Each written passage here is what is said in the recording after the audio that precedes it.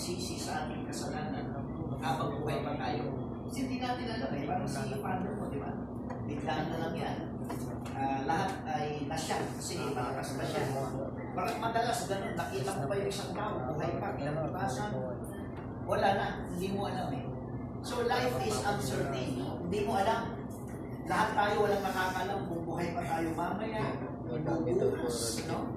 May ibig sabihin, ay dito pinapakita yung tinatawag na habang buhay pa tayo ay magsisi na tayo sa ating mga kasalanan, no? Gano'n lang nakabilis ni direct dito sa ating binasa. It is appointed unto man to die once. So dito ay pag nakikita po natin si Brother Johnny na nakahinga po siya dito, wala na si Brother Johnny dyan. Ang nakikita lang natin dito yung katawan na. Pero yung kaluluwa niya, nasa Panginoon na yan, no?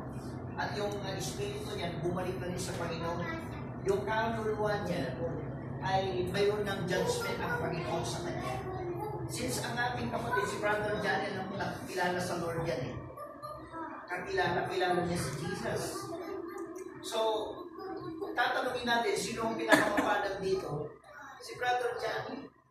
Kasi nagpapahinga na siya. Ecclesiastes chapter 7, ang sabi doon, that a good thing is better than a precious ointment, and a day of death is better than a day of one's birth. E sa atin, pag may pinanganak na bata, tuwa tayo, di ba, cute mo, di ba, maganon tayo, di ba? Napakasaya natin. Pero, baliktad.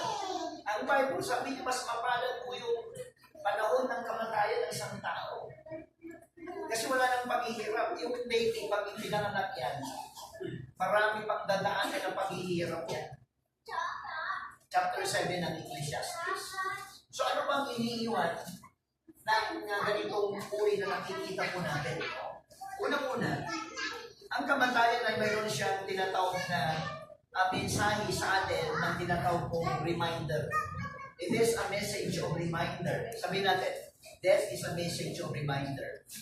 Ang kamatayan ay has a message of reminder. Bakit reminder?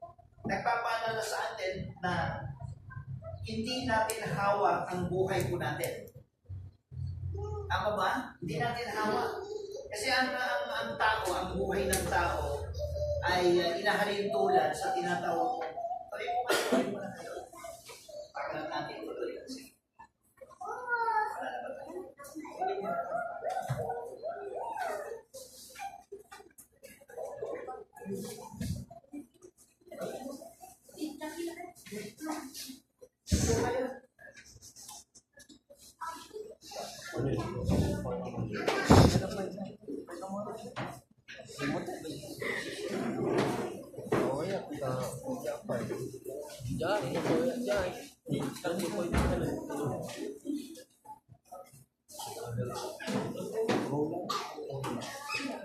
Okay, so tuloy